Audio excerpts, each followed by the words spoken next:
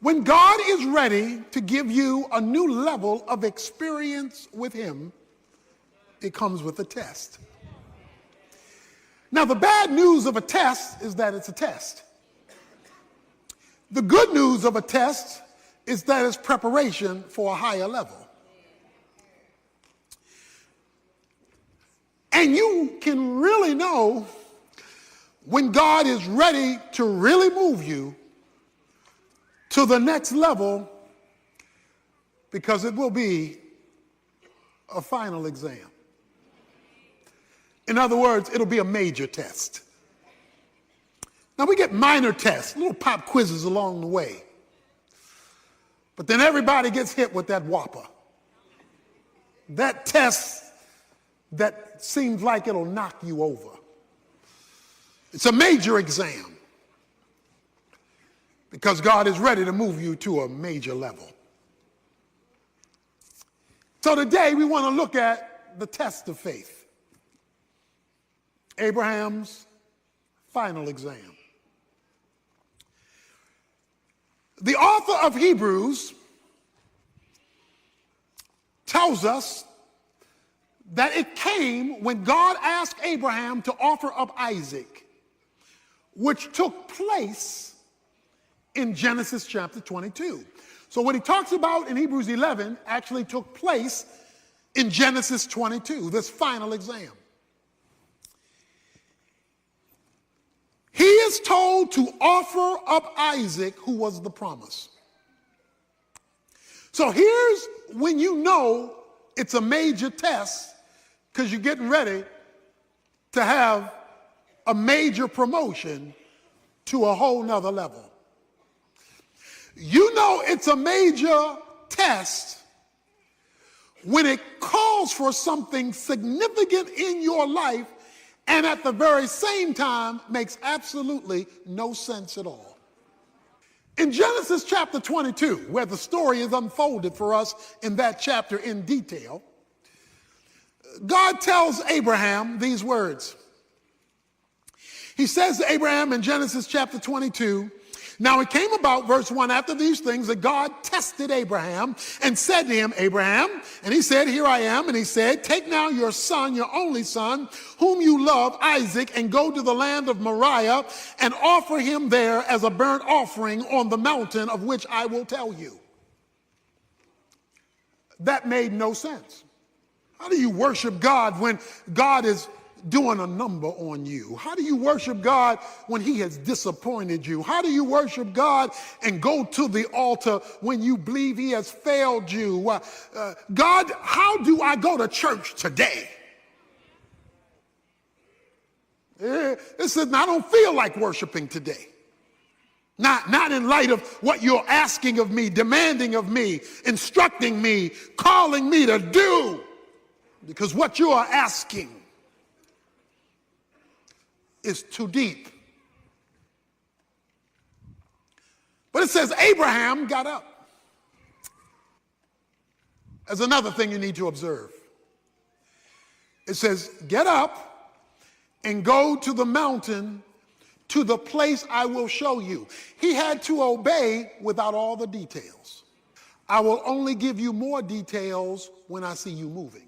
See, one of the reasons that we do not see more details from God is he can't get us to move from where we are. Faith is measured by movement. If there is no movement, there is no faith, no matter how faith-ish you feel. So it says Abraham got up. And now the plot thickens. When he gets up, I want you to keep this verse in mind, verse 4. I'm just going to read it right now. We're going to pick it up in a minute. Verse 4 says, on the third day, Abraham raised his eyes and saw the place from a distance.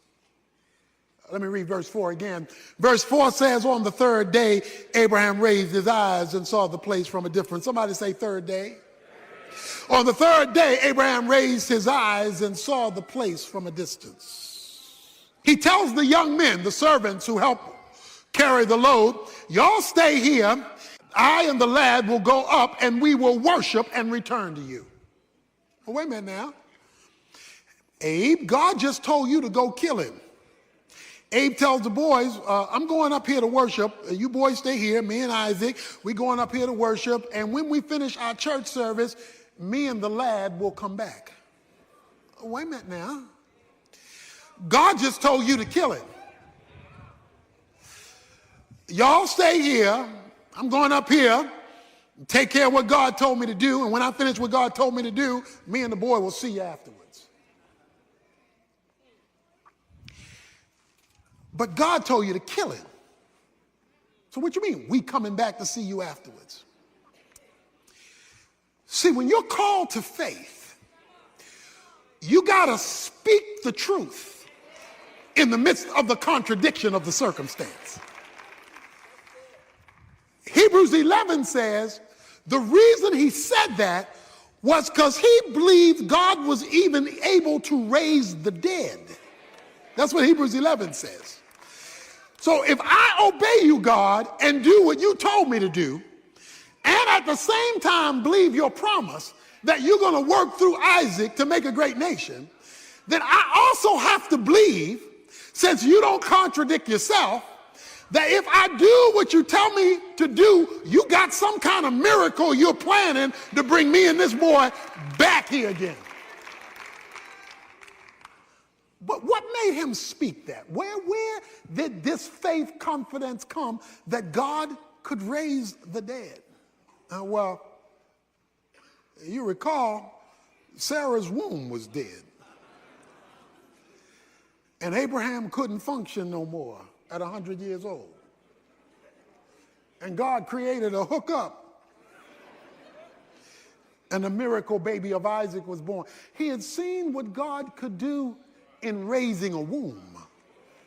So he figured the same God could raise a son.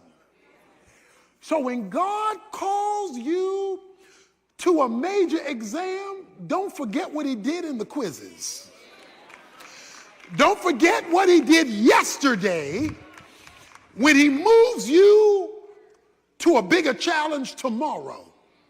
Because if it's bigger today than what he did yesterday, it's because he's moving you to a new grade level, a higher experience with him. And so they make their way to the place that God said. So Abraham now is talking to Isaac. Isaac says to his father, my father, verse 7 of Genesis 22, here I am, my son. He said, behold, I see the fire, I see the wood, but I don't see the lamb. Every other time we went to church, we had a sacrifice. But today, you ain't bring a lamb. What's up, Dad? Dad looks at his son, can't say anything. You know what he says? He says, son, God's got to fix this one. The Lord will provide himself because I don't have an answer for you. I don't know how this is going to work out. And when God puts you in a final exam, you don't know how this is going to work out. God has got to do something here because only God has an answer to this dilemma of faith that I'm in. Because this is a midterm or a final. This is not a little pop quiz, and it's confusing. And God's got to provide the solution. And so he takes his son up. He puts him on the altar. Verse 9, he built an altar, arranged the wood, bound his son Isaac, and laid him on the altar on top of the wood. Can you imagine what he's thinking, feeling? And Abraham stretched out his hand and took the knife to slay his son. Because guess what? That was what he was told to do. Verse 11, but the angel of the Lord called to him from heaven and said, that's Jesus in the Old Testament, the angel of the Lord, Abraham, Abraham. Whenever God calls your name twice. See, when he told him to obey, he only called his name once in verse 1, Abraham. But now in the middle of his crisis, he calls his name twice. That means there's something special coming down the pike. Abraham, Abraham, and he said, here I am. Do not, verse 12, stretch your hand out against the lad and do nothing to him, for now I know you fear me, since you have not withheld your son, your only son, from me. Now, I don't know about you, but you should be having a problem right now, and it ought to be a theological problem, because God says, now I know. Oh, wait a minute, you God. You're omniscient. Omniscient means all-knowing. You already knew what I would do, because you're God. You know yesterday, you know today, and you got prophecy down. You know tomorrow. You know where I came from, you know where I am, you know where I'm going. What do you mean you only know this now? And you're an all-knowing God. Come on, with your knowledge base, I could have stayed in bed. We could have skipped all this because you already know. But that's not what God says. He says, now I know, as though I didn't know before. Because I know it, I'm knowing it now. And I only know it now because of what you just did. So how do we theologically bring together the concept of an all-knowing God and a not knowing something till now? How does that work? Well, I want to share with you today something God does not know. While God knows everything actual and everything potential, he does not know everything experiential. For example, if you were to ask God, what does it feel like to commit a sin? I suggest to you he couldn't answer that question, because he's never done it. The reason why God became a man in the person of Jesus Christ, according to the book of Hebrews, is that God became a man in the person of Jesus Christ so he could sympathize with our weaknesses, so he could feel what we go through. The Father knows what you go through. Jesus can feel it. So Jesus the Son can explain to God the Father, who already knows the information, what the information feels like, because he became a man. So what then is being said to Abraham at this moment? He is saying, Abraham, now I know you love me because I see it and feel it.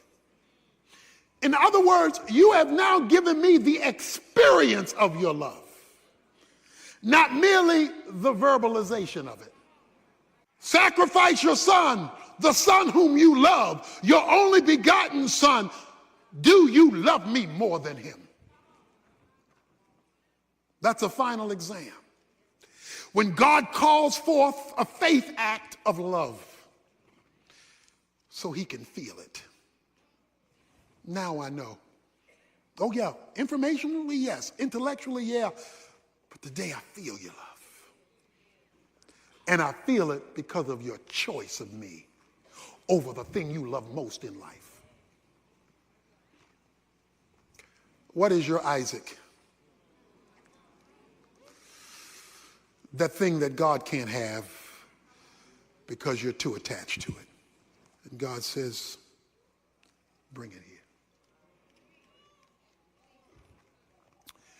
We're talking about the test of faith, and we're not talking about a pop quiz now.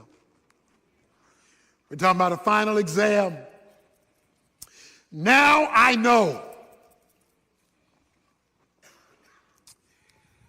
And there we have it. Watch this.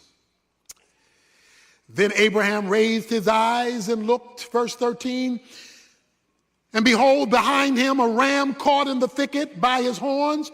And Abraham went and took the ram and offered it up for a burnt offering in place of his son. And Abraham called the name of the place Jehovah Jireh. The Lord will provide, as it is said to this day, in the mount of the Lord it will be provided. That's one of the great names of God in Scripture, Jehovah Jireh. Let me talk to you about the word Jireh, provide. The Hebrew word Jireh means to see beforehand. That's a literal translation of Jireh, to see beforehand. What you get to see in his provision, you get to see it because of what he's already seen in his prevision. So he precedes what you're going to be provided. What you're provided over here when he comes through, he's already seen over here before you get to it. So while Abraham is coming up one side of the mountain, a ram is coming up another side of the mountain. God precedes before he provides. But what he provides, he's already preceded. So you're going to be the surprise one, not him, because when you're shocked by what he provides, it's only going to come because of what he's preceded. This is the quietest rams in the history of rams caught in a thicket. When a ram is caught in a thicket, it's moving and jerking to get out of being caught. This is the quietest ram in history. The ram is in the vicinity of the sacrifice because it says he looks up and saw the ram. So God keeps the provision quiet,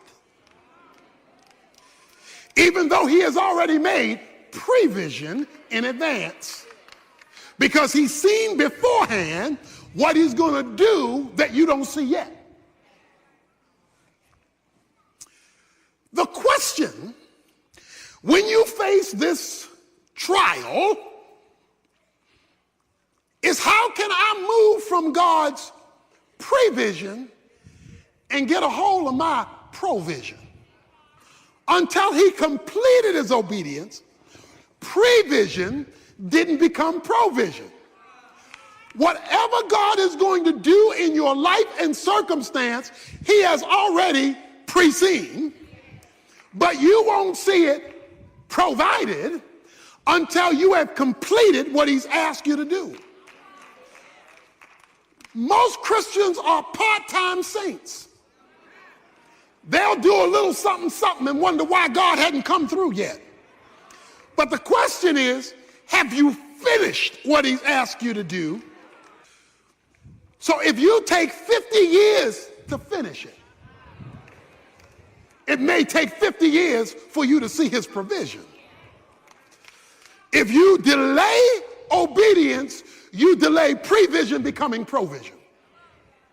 And in James 2, when it talks about faith, it says, by faith, Abraham was justified by works when he offered up Isaac, and he was called a friend of God because he was willing to believe God against the backdrop of the ridiculous. God says to him, verse 15 of Genesis 22, then the angel of the Lord called to Abraham a second time from heaven and said, by myself I have sworn, declares the Lord, because you have done this thing and have not withheld your son, your only son. Indeed, I will greatly bless you. I will greatly multiply your seed as the stars of heaven and as the sand which is on the seashore, and your seed shall possess the gate of their enemies. In your seed all the nations of the earth shall be blessed, because you have obeyed my voice. He says, Abraham, I got it now. I got it. Because you've obeyed my voice in the final, in this tough thing I've asked you to do, I got it from here. I'm going to swear by it.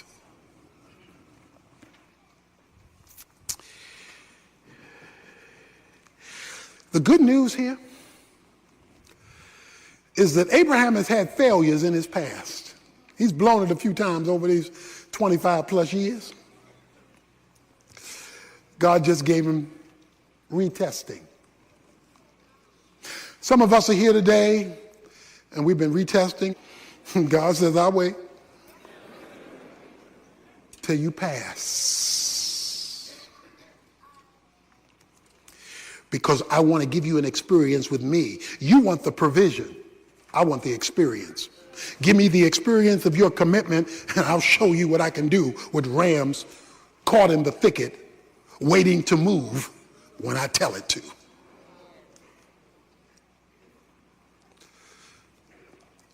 But that raises a question. On this journey of faith, you're struggling, you're walking with your Isaac, you're holding Isaac's hand. You're holding that situation by the hand and God is telling you to kill it even though you love it. And you're walking, how do you make it? How do I make it? Because I don't know when God's going to do it. I don't know how God's going to do it. I don't know how am I going to make it? Remember verse 4? It says on the third day, Abraham looked up and he saw the place. In St. John chapter 8, Jesus is talking to the Pharisees. And Jesus is telling them who he is. And Jesus is talking about the fact that he is the Son of God. And the Pharisees are looking at him like he's crazy and saying, you aren't even 50 years old, they say. You aren't even 50 years old. And you talking about Abraham like you know him. You're not even 50 years old. What are you talking about Abraham? And Jesus said, before Abraham was, I am. That's the Old Testament name for God. Moses said, who shall I tell you sent me? He said, you tell him I am sent you. That's the name for Yahweh. So Jesus says, before Abraham was, I was God. Okay? In fact, Jesus goes on to say, in the last few verses of John chapter 8, he says, watch this, Abraham saw my day and was glad. Genesis 22, verse 4. Abraham is on his way to Mount Moriah, and he looks in the distance, and he sees something. Jesus in the New Testament tells us what Abraham in the Old Testament saw. Jesus said, Abraham saw my day. What day did Abraham see? Let me tell you a little secret. Mount Moriah is located a few hundred yards from Mount Calvary. There are just a few hundred yards that separate Mount Moriah from the hill of Golgotha. Jesus said, Abraham saw my day, and he smiled. So Abraham is walking to kill his son, looks up, and goes, yeah. He says, Abraham focused on me. And while he kept his eyes focused on me, that's why Hebrews chapter 12, verse 2 says, looking unto Jesus, the author and finisher of your faith. It says, while you're on your journey, in your final exam, keep your eyes on Jesus. Because if you'll focus on Jesus, he'll get you up the mountain of your exam until you pass the test. Don't look at people, they'll discourage you. Don't look at circumstances, they'll flip the script. He says, keep your eyes on Jesus as you obey God, because when you keep your eyes on Jesus, he will sustain your faith until you reach the finish line of your test. When you're in doubt, look at Jesus. When you're afraid, look at Jesus. When you're unsure, look at Jesus. When you're tempted, look at Jesus. When you failed, look at Jesus. When you're frustrated, look at Jesus. When you don't think you can make it, look at Jesus. Keep looking at Jesus, because if Abraham could look at him in the Old Testament and he hadn't even come yet, how much more should you and I look at him now that he's come, died, and arose, and it all happened on day number 3.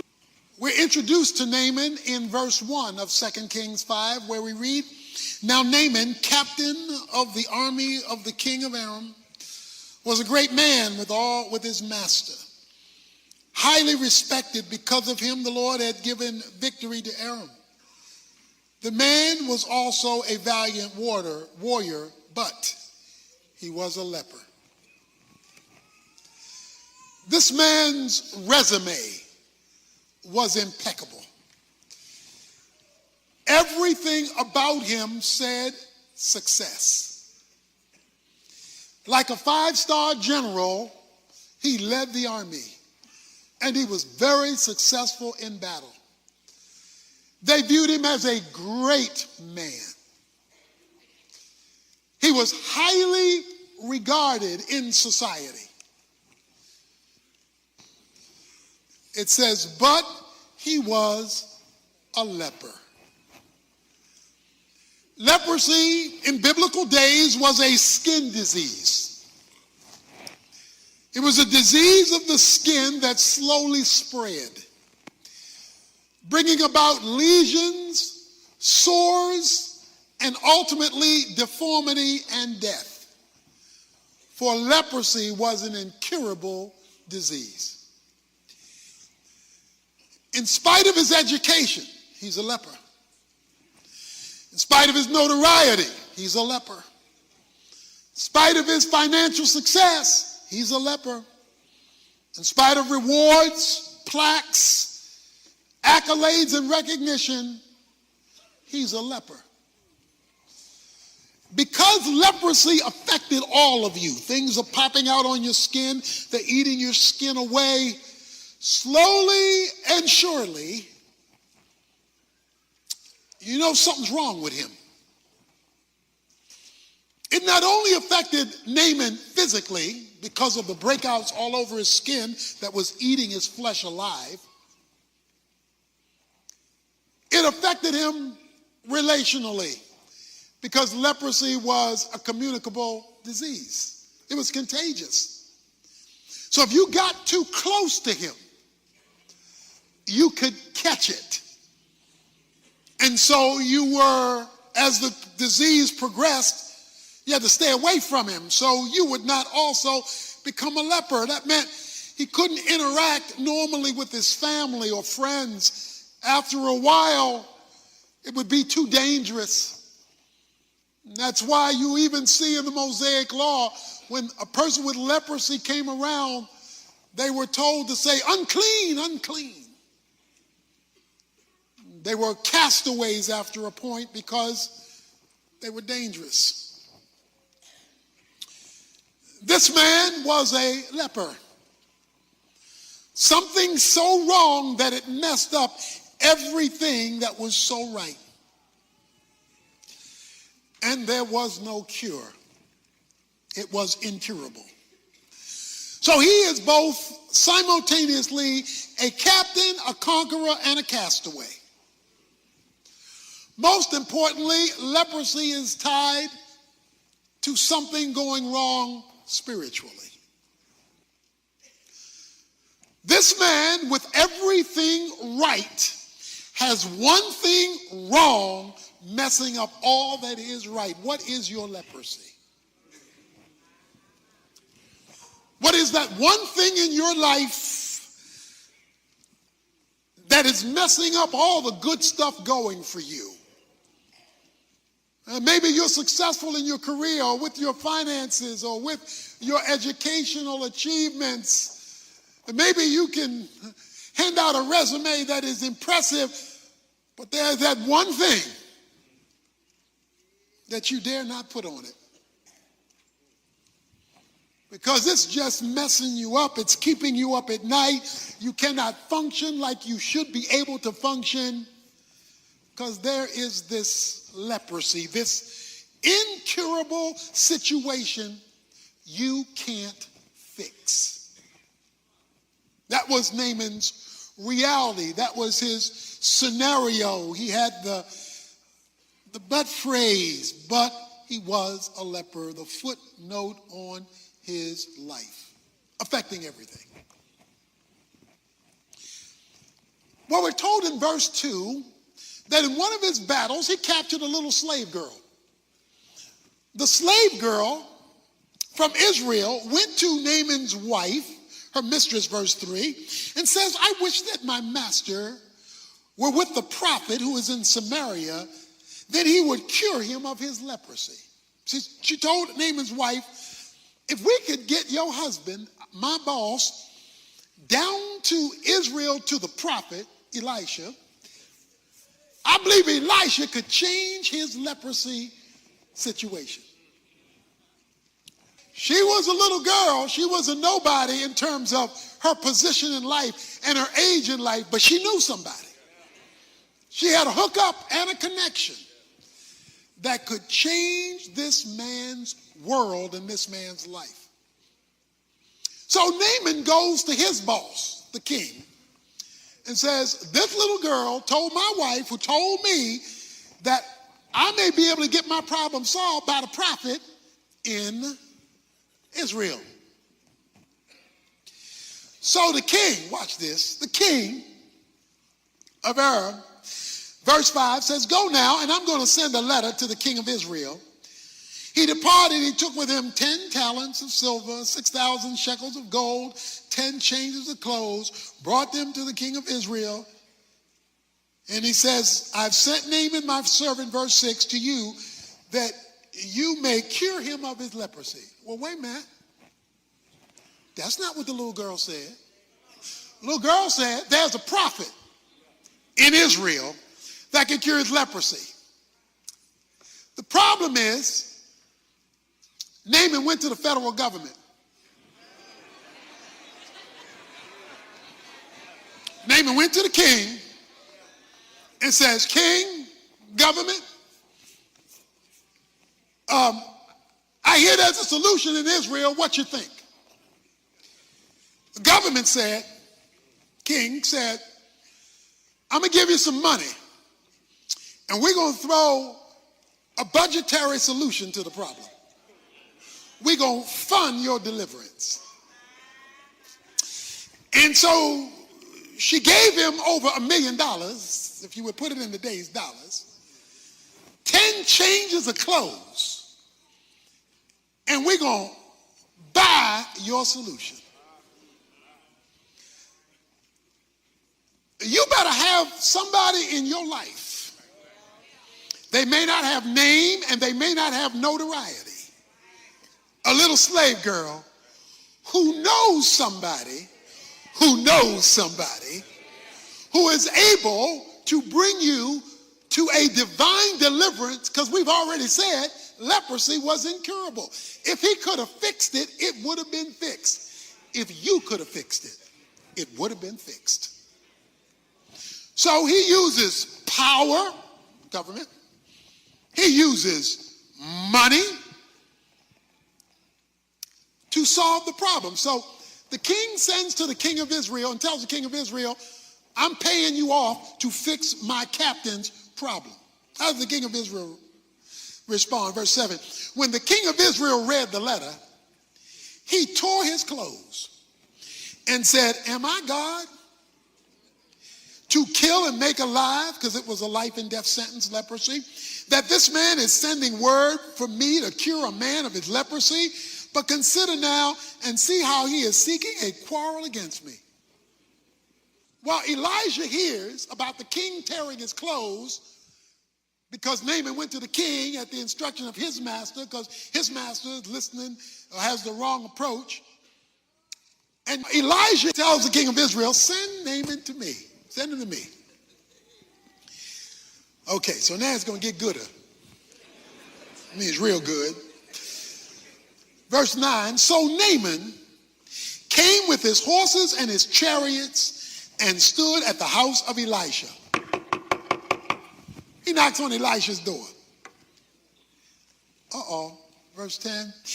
Elisha sent a messenger, but Naaman was furious, ticked off, mad, and went away and said, behold, I thought, I'm coming back to that, he will surely come out to me and stand and call on the name of the Lord his God and wave his hand, hocus pocus, over the place and cure the leprosy.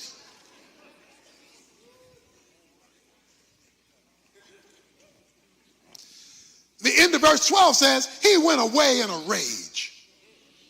Because he said, are not Abana and Pharpar, the rivers of Damascus, better than the waters of Israel? Could I not wash in them and be clean? Turned away, ticked off.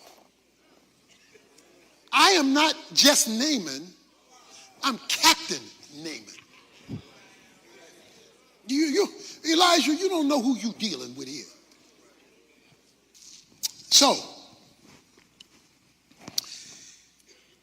he says, there are two rivers in Damascus, verse 12. They got these two rivers in Damascus, and they got clean water.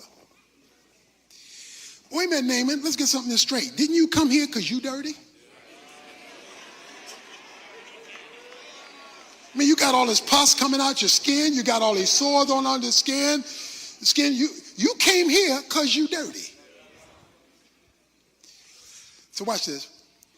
The reason why Naaman had issues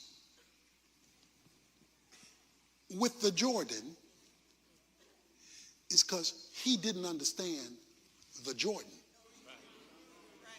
See, for him, it was a dirty river. But for Elisha, it was the place where God did miracles. It was Joshua with the priest stepping in the Jordan that let the folk flow over on dry land.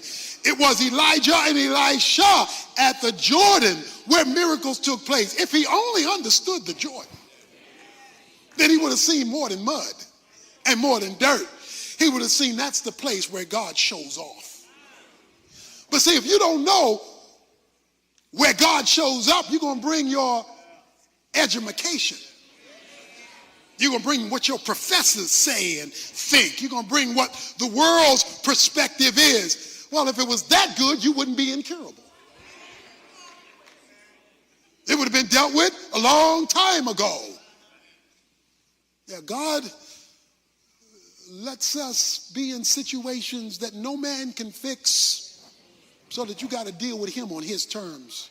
So his servant comes to him and says, verse 13, my father, had the prophet told you to do some great thing, give him another million, give him this, give him that, would you not have done it?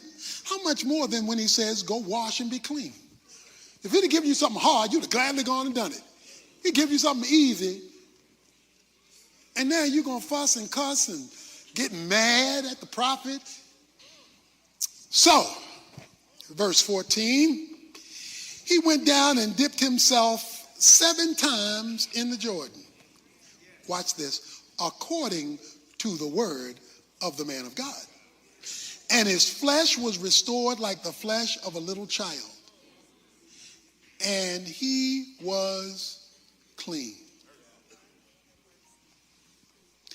Don't let your dignity keep you from solving your problem. Until obedience has been completed, you cannot expect a supernatural incursion into your circumstances to calm it, correct it, and reverse it to whatever level the sovereign will of God will allow for. What you and I must do is stop arguing with God's word. What is your leprosy? I want to tell you now, related to whatever deliverance God is going to give you for that thing that will not go away,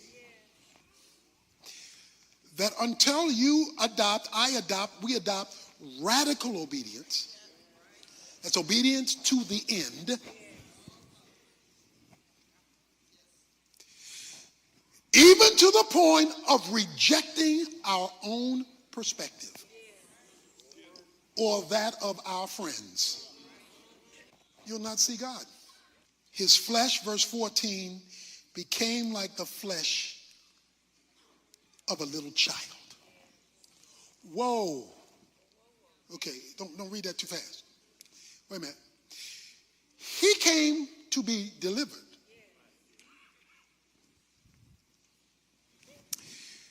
He came up the 7th time. Not only was he delivered, but God took him all the way back to babyhood. He got delivered and restored. God reversed that thing. It took him, this is a grown man, and it took him to the day he came out of his mother's womb as a child or an infant. God is so powerful. Not only can he cure what's been a problem for years, he can take you back before it was a problem at all. That's called exceedingly abundantly above all you can ask or think. It says, he's saying, heal me. God says, I'm going to make you like a little baby.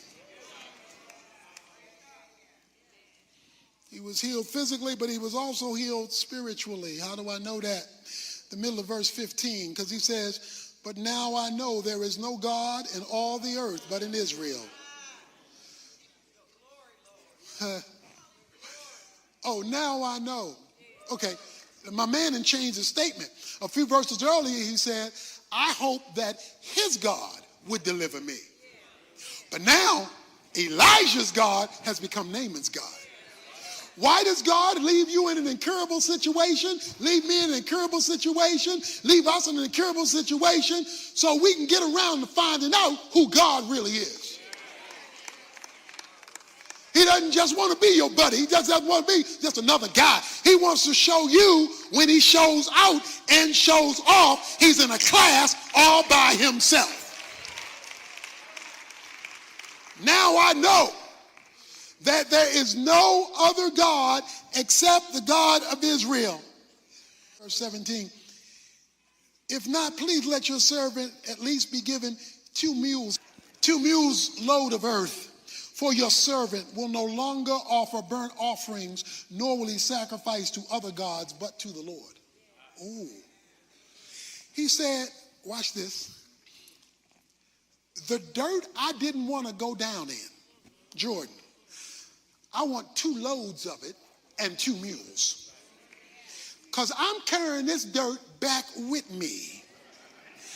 Because on this dirt, I'm going to build me an altar so I can worship the only true God. I'm taking my blessing with me. Everywhere I go, I'm going to make a pile of dirt. I'm going to set up my altar and I'm going to worship God. Because guess what? When God delivers you like this, when he takes away your leprosy, when he reverses something that's been messing with you for days, months, years, and decades, and you come to see this is no joke. God is no joke. He can meet you in your deepest hole, reverse you back to a baby status. You're going to want that God every place else you go. So if you got a leprosy situation, something that won't go away. And there's another verse I want to mention in closing.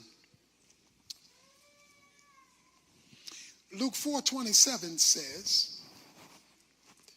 there were many lepers in Israel. This is in the New Testament. Jesus is talking. Luke 4:27, he says, there were many lepers in Israel, but God healed none of them except Naaman. Now that's in the New Testament. Jesus is talking. He said there were many folk like Naaman in Israel, but none of those folk in Israel who are my people got healed from their leprosy except a foreigner named Naaman, because he's not a Jew. What's he saying? You can be part of the people of God and never see God work. You can come to church every week. You can be an Israelite and a leper and live the rest of your life as a leper because you refuse to do what a foreigner did. A foreigner bleeds God, tell the end, got a miracle. The folk in church worship God, got nothing because of their unbelief. We have in our community a lot of places that clean things. We have cleaners that cleans clothes. We have car washes, it cleans cars. We've got hair salon, it cleans messed up hair. We've got nail salons, it cleans messed up nails and cuticles.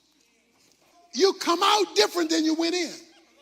Now the reason why you come out different than when you went in is when you went in, you did exactly what they asked you to do.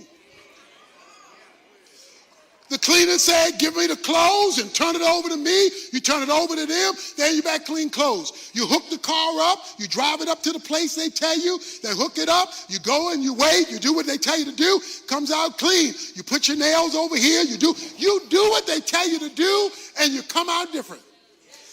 But in the church,